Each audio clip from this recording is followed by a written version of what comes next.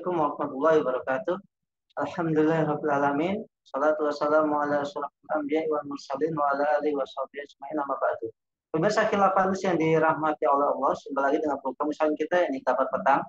Hari ini kita akan membahas tema-tema terkini dengan narasumber yang kredibel tentu saja dari sudut pandang Islam. Inilah kabar petang selengkapnya.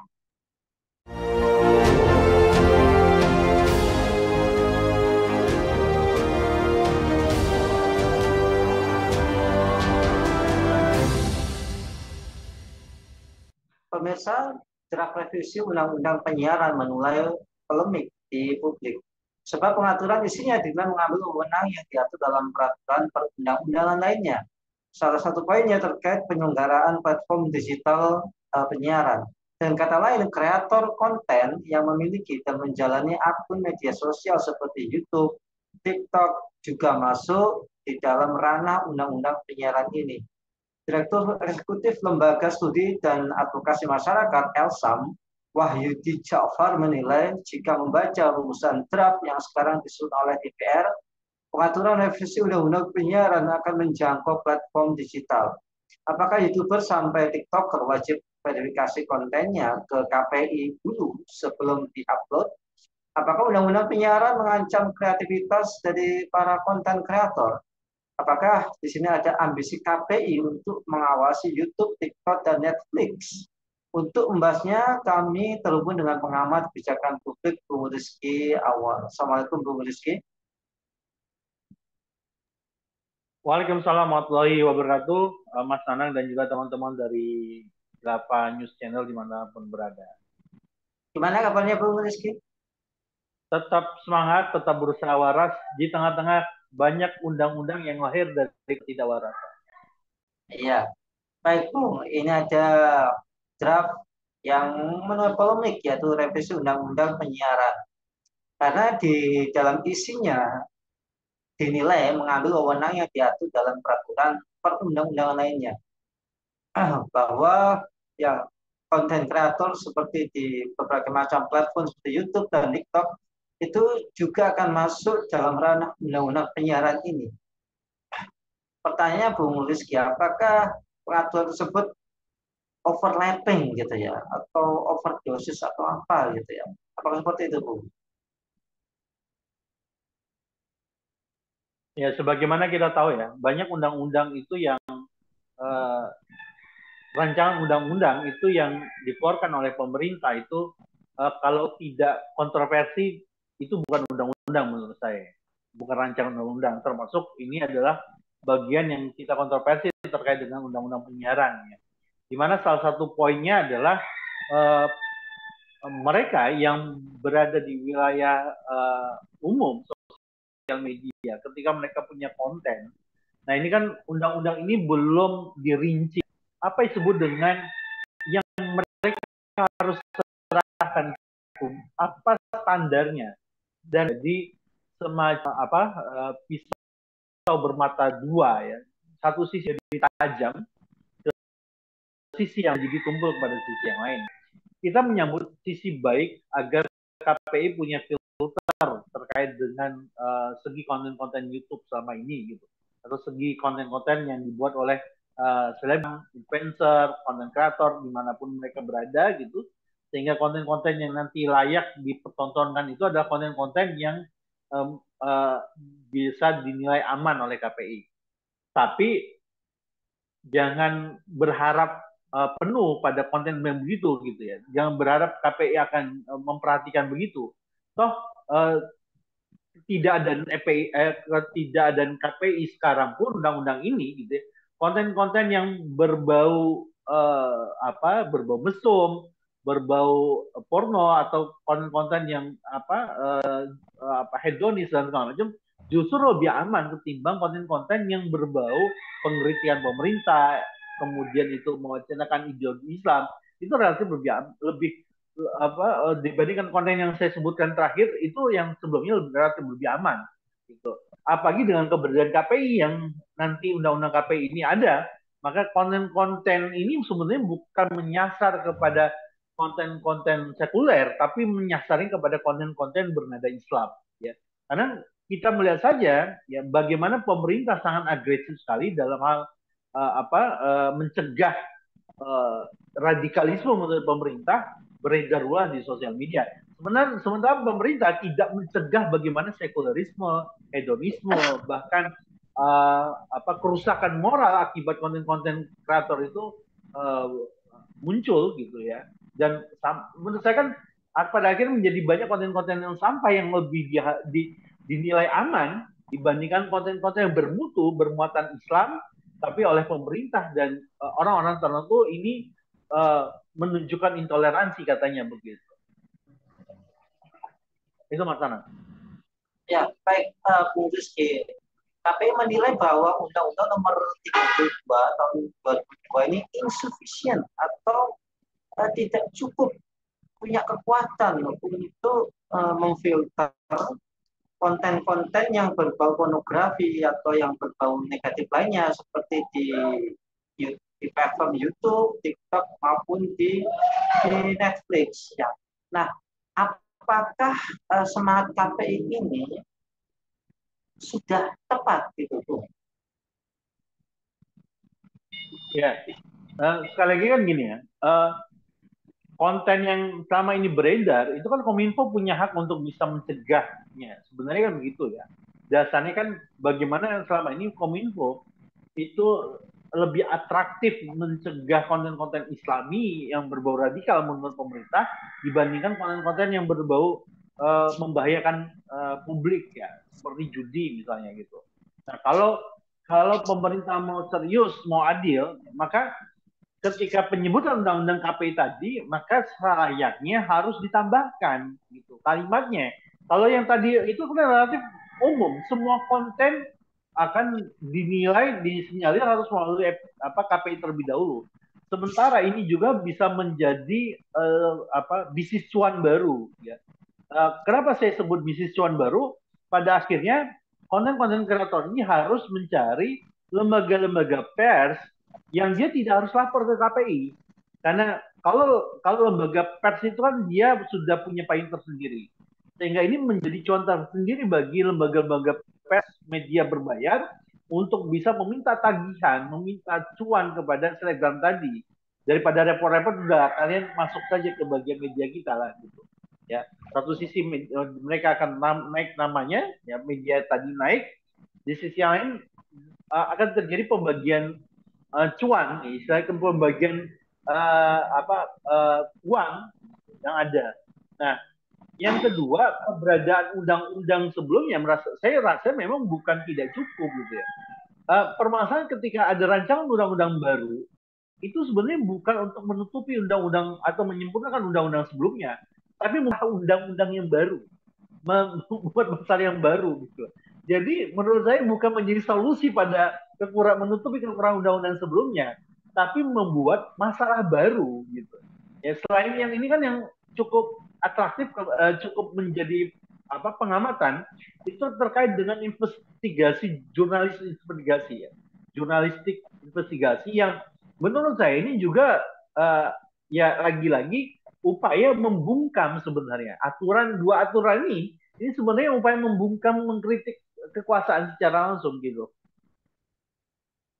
Ya, Bung Rizky, apakah draft revisi undang-undang penyiaran yang ini ada beberapa anggapan bahwa iya draft ini memuat pasal-pasal yang bisa mengekang sikap kritis masyarakat termasuk mengekang konten-konten dakwah. Apakah seperti itu, Bung? Ya, sekularisme itu lahir agar fundamentalis Islam ya atau istilahnya Islam kafah itu tidak bisa hadir gitu. Karena tentu ketika ada wacana tentang konten-konten dakwah yang itu melarang aktivitas sekularisme itu tentu akan bertimbal balik misalnya gini. Apa standarnya KPI akan membolehkan ini boleh atau tidak? Gitu. Karena tidak ada standarnya. Misalnya satu sisi ada konten tentang keharaman bunga misalnya. Tapi KPI melihat ketika ada sesuatu yang diharamkan soal bunga, padahal secara reality ya, negara itu membolehkan bunga bisa jadi KPI memberikan bahwasanya KPI menganggap bahwasanya konten tentang mengharamkan bunga tidak boleh, karena toh pada dasarnya pemerintah membolehkan membolehkan bunga yang sehingga nanti akan jadi kerancuan di tengah-tengah masyarakat. Sekali lagi ini kan bukan objektif tapi subjektif. Karena yang kita tanya apa dasarnya KPI itu menilai ketika dia bisa meluluskan sensor film-film tertentu atau konten-konten tertentu standarnya apa? Selama ini tidak ada cantuman itu. Ya, apa standarnya yang disebut dengan moralitas itu apa? Gitu. Satu sisi ketika kita melihat film-film kartun, ya pada sisi-sisi tertentu mereka memburamkan ya, pada wilayah-wilayah tertentu. Tapi ketika ada film-film vulgar, kok tidak ada buram-buramnya itu di bioskop segala macam gitu. Padahal uh, harusnya kan KPI juga atau lembaga sensor film segala macam berbuat adil terkait dengan perkara itu. Kan tidak ada standarnya. Sekali lagi, Mas Anang dan teman-teman siapa news channel di mana berada, penonton di mana berada, kita perlu mewaspadai setiap undang-undang yang lahir. Karena setiap undang-undang yang lahir itu mesti akan berbau kepada dua kepentingan, kepentingan kekuasaan dan kepentingan kapitalis.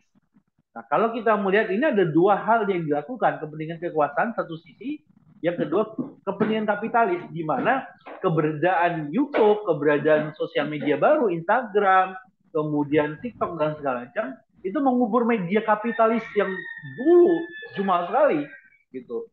Ketika sekarang sosial media itu berada, media-media tadi tampak lesu. Gitu. Nah, cara untuk menekan tadi adalah membuat aturan tadi, gitu, membatasi konten-konten beredar di sosial media atau melalui KPI tadi, sehingga perusahaan-perusahaan media yang berbasis kapitalis tadi merasa bisa on the track kembali ke jalurnya dan bisa menjadi salah satu corong pemerintah untuk menyetir opini di tengah-tengah masyarakat gitu, Mas Tenang. Ya, Bung Rizky Awal menyambung tentang beberapa konten-konten negatif di media sosial, yang mana banyak masyarakat mengeluhkan konten-konten negatif ini turut berperan dalam memicu terjadinya berbagai macam tindak kriminal, terutama di kalangan remaja. Nah, sebenarnya apa yang menjadi masalah? Apakah kontennya atau remajanya atau konten dan remajanya gitu? Ya, kalau kita melihat dua hal tadi, konten sebagai teladannya, remaja itu karena tidak ada tuntunan sekali lagi, sehingga tidak kan gini ya.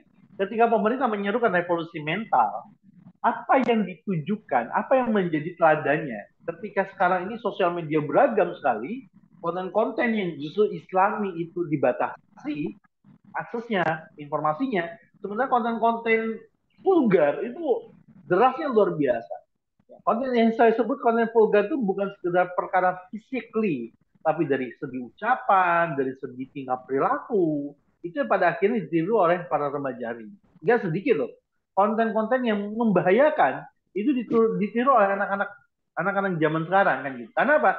Mereka menganggap oh dia aman kok gitu. Ya kalau saya coba sih ini aman gitu. Padahal belum tentu loh gitu. Misalnya konten tentang prank-prank tertentu, konten prank yang membahayakan orang satu sisi kan gitu, atau konten tentang kepura-puraan tertentu gitu ya, itu yang juga bisa berbahaya.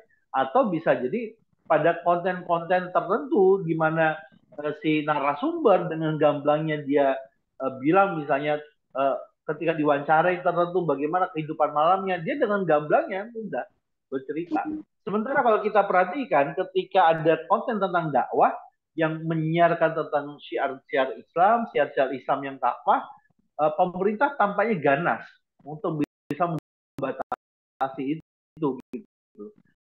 Sementara yang satu sisi tadi dibiarkan begitu. Gitu. Betapa ngeri masih yang ada di beritanya itu tentang kasus perkosaan, kasus pembunuhan, kasus mutilasi dan segala macam. Gitu. Ini kan penyebabnya apa? Beredar banyaknya konten-konten sekularisme, sementara konten-konten Islam itu dibatasi bahkan dilarang. Gitu Mas Ana. Ya, Bung Rizky terakhir. Jika memang ada anggapan konten medsos itu merusak anak, nah ini tanggung jawabnya siapa? Kemudian kita bicara solusi. Nah, bagaimana sebenarnya Islam mengatur konten-konten di dalam media sosial? Ya, media itu tidak bisa dipisahkan dengan ideologi suatu negara. Berbeda media, sosial media itu tidak bisa dibedakan, tidak bisa dipisahkan dengan ideologi suatu negara. Kalau kita mau mencari solusi atas konten-konten yang beredar hari ini, apa supaya bisa dibatasi? Filternya adalah ya, bagaimana negara itu menjadi penyelamat, bagaimana negara itu menjadi pengaman, bagaimana negara itu memberikan aturan yang ketat terkait itu, dan apa rujukannya gitu. Kalau kita selama ini mengatakan rujukannya adalah Pancasila, nilai-nilai Pancasila masih terlampau umum menurut saya gitu. Nilai-nilai Pancasila itu seperti apa? To the point saja nilai-nilai Islam lah gitu. Kalau nilai-nilai Islam maka tentu akan terjadi pembatasan-pembatasan itu gitu, yang akan bisa menyelamatkan generasi kita pada hari ini. Konten-konten yang justru meraih hedonisme itu nggak bisa dilanggar hari ini karena apa? Karena filternya itu bukan Islam. Sehingga ketika dinyatakan ini merusak atau tidak ada standarnya gitu. Karena kalau ditanya apa ketika ada konten tertentu yang menyatakan merusak bangsa, nggak ada. Itu terjadi karena hanya ada persepsinya tertentu. Sementara kalau ada konten yang berbicara tentang kebangkitan Islam, konten berbicara tentang akan kembali khilafah alamina jilubwa, itu dianggap konten yang berbahaya. Padahal sekali lagi kalau dinyatakan solusinya, maka yang harus dilakukan adalah mabda atau ideologi suatu negara ini harus diperbaiki terlebih dahulu. Gitu. Maksudnya ini cara pandang suatu negara dulu. Kita kan semua gitu. Tapi medianya sekarang itu bisa membolehkan jalur tidak Islamin ada gitu. Ada yang mengatakan toh sekarang ketika wacana Islam itu boleh nggak jadi masalah tinggal kita berlomba-lomba saja. Permasalahannya media sekularisme hari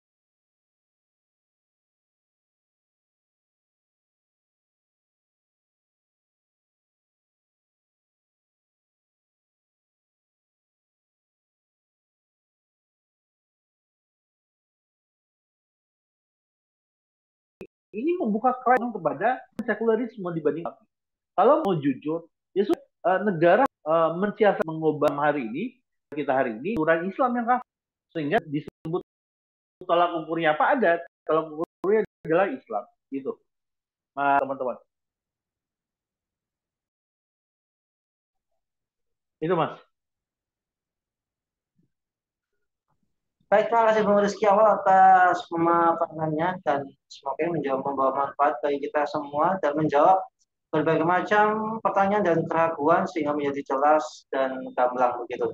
Terima kasih Bung Rizky atas pemaparannya. Semoga Bung Rizky senantiasa dalam perlindungan Allah Subhanahu wa taala. Amin ya rabbal alamin. Baiklah pemirsa yang dirahmati Allah, demikianlah program kabar petang kita pada kesempatan hari ini. Jangan lupa untuk subscribe, like, komen, dan share sebanyak-banyaknya. Semoga menjadi amal kebaikan kita di dunia maupun di akhirat nanti.